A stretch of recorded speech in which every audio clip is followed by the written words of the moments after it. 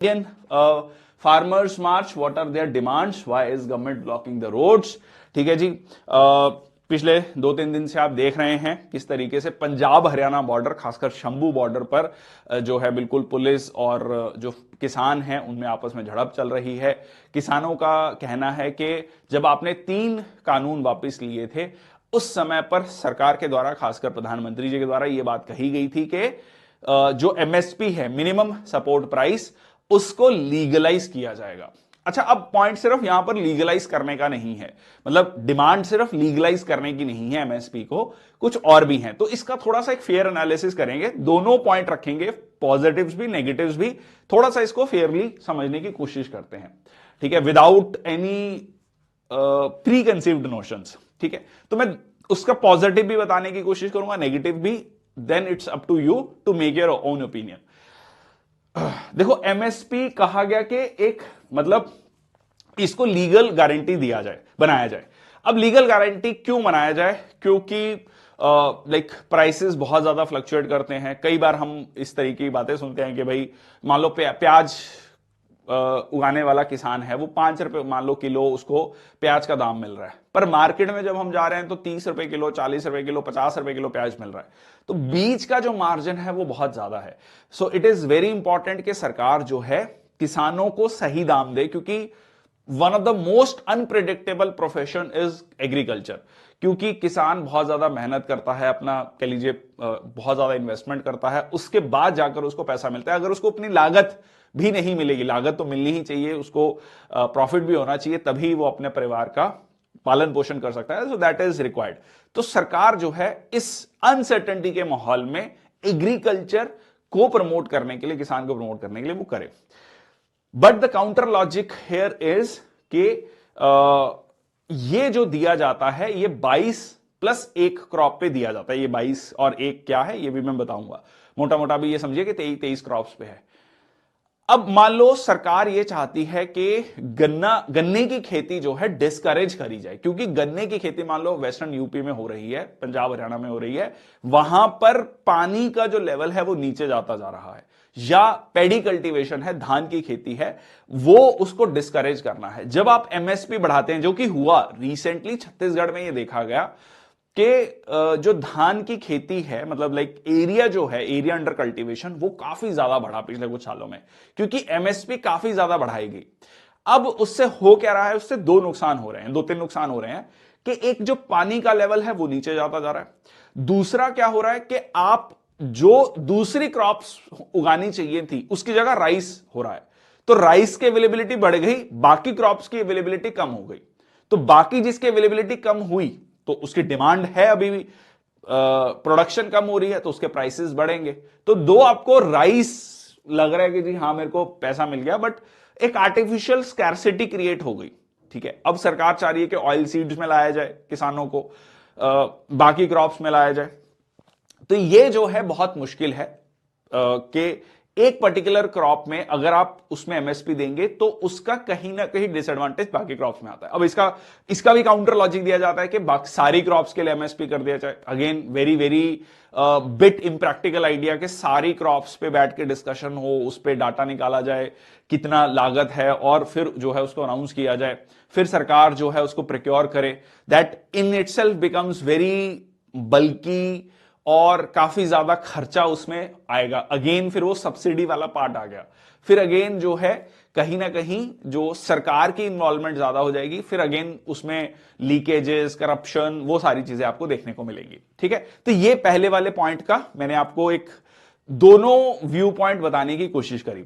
चलिए दूसरा पॉइंट देख लेते हैं। ठीक है, डेट वेवर।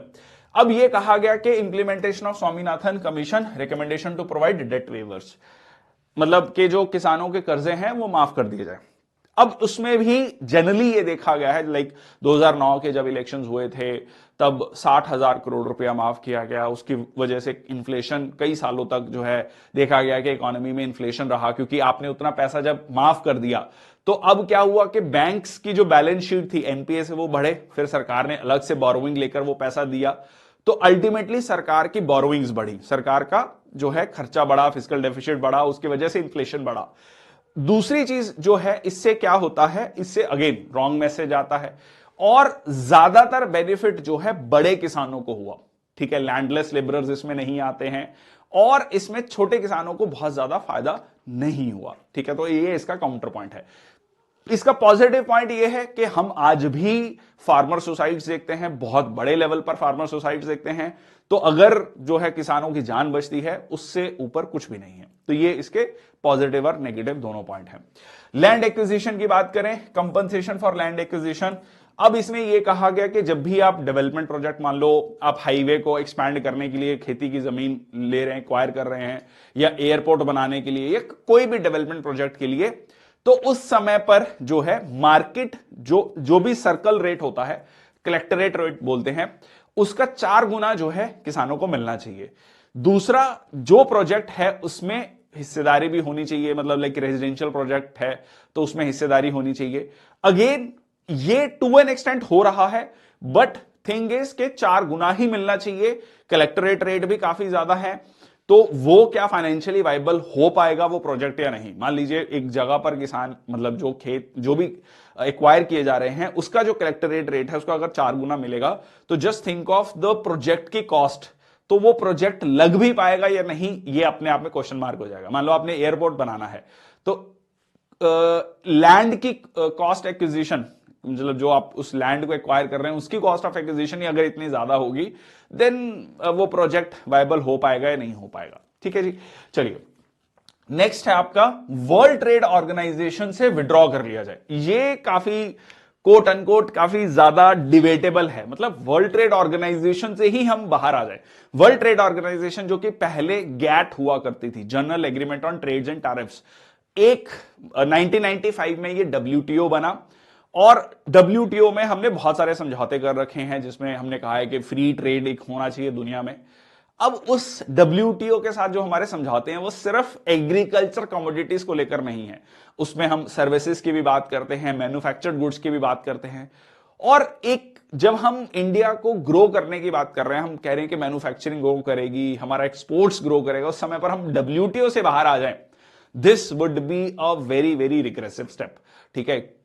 हाँ, हम ये कह सकते हैं कि एग्रीकल्चरल प्रोडक्ट्स में हम अपने किसानों को बचा के चलें, जैसे कि बीच में आया कि जो दूध है वो यूरोपियन कंट्री से आ जाएगा, न्यूजीलैंड से आ जाएगा, तो Indian government denied that thing, नहीं जी, हमारे किसान जो हैं उनके लिए एक बहुत इंपॉर्टेंट सोर्स ऑफ इनकम है from milk and milk products, that will not allow. But WTO से बाहर ही आ जाना वो थोड़ा सा कोट अनकोट सही नहीं है, ठीक है, क्योंकि उसमें बहुत सारे प्रोडक्ट हैं, ठीक है, पूरी इंडियन इकोनॉमी प्रभावित हो जाएगी। चलिए अगला देख लेते हैं, लखीमपुर खेरी मैसेकर। ये बिल्कुल जायज पॉइंट है कि जी जो भी उस समय पर परपरेटर्स थे, ठीक है, उस मैसेकर के लिए, और जो भी इस तरीके के वायलेंस में इन्वॉल्व थे, उन पर स्ट्रिक्टेस्ट पॉसिबल एक्शन होना चाहिए, नो डाउट अबाउट इट, ठीक है। Pension, allocation of pension to farmers and farm labourers. अब यह कहा गया कि फार्म लेबरर्स को पेंशन मिलनी चाहिए 10,000 रुपए महीना। 10,000 रुपए महीना अगर पेंशन मिलेगी, ठीक है, तो मोटा मोटा जो खर्चा बैठ रहा है, ठीक है, अभी भी लाइक 34-35 लाख करोड़ का खर्चा है, नॉट पॉसिबल। मतलब अगर आप उसको कैलकुलेट करेंगे, जो अमाउंट आ रहा है सारे किसानों को इंडिया में, दैट वुड बी वेरी, मतलब फाइनेंशियली अनवायबल, ठीक है। नेक्स्ट आता है इलेक्ट्रिसिटी अमेंडमेंट बिल। इसमें बेसिकली क्या कहा गया है कि जो इलेक्ट्रिसिटी है, जैसे सब्सिडीज देती हैं स्टेट गवर्नमेंट्स किसानों को, अब धीरे धीरे हम क्या देख रहे हैं कि जो इलेक्ट्रिसिटी है, जो बिजली है, वो प्राइवेट प्लेयर्स उसमें आ चुके हैं। मतलब वो प्राइवेट प्लेयर जो हैं वो प्रोडक्शन में हो, डिस्ट्रीब्यूशन में हो, तो अब उनका ये कहना है कि ये प्राइवेट प्लेयर्स पे तो हम भरोसा नहीं कर सकते। मतलब किसानों का कहना है कि हमें सब्सिडी मिलेगी या नहीं। तो ये जो बिल लाया गया है इलेक्ट्रिसिटी अमेंडमेंट बिल, इसको खारिज किया जाए, ये इनका प्राइवेटाइजेशन ना किया जाए, मतलब बेसिकली, ठीक है, जो डिस्कॉम्स हैं, डिस्ट्रीब्यूशन कंपनीज हैं। बट इसका पॉजिटिव पॉइंट ये है, मतलब अगर हम इसका काउंटर पॉइंट देखें, not positive point, counter point देखें, तो जितने भी डिस्कॉम्स प्राइवेटाइज किए गए हैं वो प्रॉफिट में गए, ठीक है। आप इंडिया में बहुत सारे शहरों में आप आज से 15 साल पहले कितनी लाइट जाती थी, गर्मियों में कितने कितने बड़े कट्स लगते थे, आज के समय पर वो सिचुएशन नहीं है, या कट्स काफी कम है। और उसमें डिस्ट्रीब्यूशन कंपनी सुधार हुआ है, चोरी लीकेजेस जो थी इलेक्ट्रिसिटी की वो कम हुई है। तो वो सारी चीजें जो है यहां पर एक पॉजिटिव स्टेप है, उसमें फिर दोबारा से उस स्टेप को पीछे जाना that would be again a regressive step. Compensation for life loss during 2020-21 agitation, तो यहां पर यह बात कही गई है कि मॉनेटरी कंपनसेशन दिया जाए जो किसानों की डेथ हुई, जो एक साल प्रोटेस्ट चला था उस समय पर, और उनके एक एक फैमिली मेंबर को जॉब दी जाए, गवर्नमेंट जॉब दी जाए। ठीक है, again bit of controversial. MNREGA जो है, मनरेगा में जो एम्प्लॉयमेंट है वो 100 दिनों से बढ़ाकर 200 दिन कर दी जाए, और पर डे जो पैसा है वो 700 रुपया दिया जाए, 700 रुपीज। अगेन मतलब वेरी, अब आप 700 को 200 से मल्टीप्लाई कर लो, ठीक है, तो ये अमाउंट हर साल एक किसान को अगर सरकार देगी, उसके अलावा पेंशन भी देगी। ठीक है, so just think of the amount, so that is the thing कि ये फाइनेंशियली वायबल नहीं है। National commission for spices, formation of commission for different spices, तो डिफरेंट स्पाइसेस के लिए एक कमीशन बनना चाहिए, फेयर पॉइंट। ठीक है, एक कमीशन हो ताकि जो स्पाइसेस, खासकर अगर हम सदर्न इंडिया की बात करें, काफी इंपॉर्टेंट कंपोनेंट है वहां के किसानों की इनकम का, तो वहां उसके लिए एक नेशनल कमीशन बनना चाहिए। Protection of rights of indigenous people, land, forest, water resources जो हैं, जो ट्राइबल कम्युनिटी से बिलोंग करते हैं, उनका प्रोटेक्शन होना चाहिए, फेयर पॉइंट, वो आपका है भी लीगल प्रोटेक्शन। सीड क्वालिटी, ठीक है जी, जो भी मतलब कह लीजिए कंपनीज हैं, अगर उनके सीड, बीज जो हैं वो खराब क्वालिटी के हैं, तो उन पर जो है फेक सीड्स, पेस्टिसाइड्स और फर्टिलाइजर जो कंपनीज हैं उन पर एक्शन लिया जाए, फेयर पॉइंट। ठीक है, कि जो भी अगर गलत बीज या पेस्टिसाइड बेच रहा है उस पर एक्शन होना चाहिए। ठीक है, तो ये था जो डिमांड्स थी, एक एक डिमांड का मैंने आपको थोड़ा सा एनालिसिस दिया, पॉजिटिव नेगेटिव। इसके बाद जो है आप अपना व्यू पॉइंट बना सकते हैं। ठीक है, एज फार एज पॉसिबल दोनों व्यू पॉइंट को मैंने आपके सामने रख दिया है। चलिए, सो एमएसपी जो है गारंटेड अमाउंट पे की जाती है, ठीक है, जो सरकार के द्वारा है। अब इसको लीगल राइट बनाने की बात की जा रही है basically. Okay, so it is based on the recommendation of commission for agriculture cost and prices. बहुत इंपॉर्टेंट, ये एग्रीकल्चर कॉस्ट एंड प्राइसेस जो है ये एक अटैच्ड ऑफिस है under the ministry of agriculture and farmers welfare. ये 22 crops के लिए जो है सरकार अनाउंस करती है, और एक क्रॉप के लिए फेयर एंड रेम्यूनरेटिव प्राइसेस जो है बताती है फॉर शुगर केन, गन्ने की खेती के लिए। ठीक है, सो ये जो है इसमें 14 क्रॉप्स खरीफ क्रॉप्स हैं, जो कि जो आपका मॉनसूनल क्रॉप्स जिसे हम कहते हैं। ठीक है, 6 रबी क्रॉप्स हैं जो कि विंटर क्रॉप्स कहलाती हैं, 2 अदर कमर्शियल क्रॉप्स के लिए ये इशू किया जाता है। टोटल 23 क्रॉप्स के लिए, 22 क्रॉप्स के लिए एमएसपी और एक क्रॉप के लिए FRP, fair and remunerative price बताया जाता है। सो आई होप ये न्यूज जो है आपको अच्छे से क्लियर हो गई होगी विद प्रॉज एंड कॉन्स।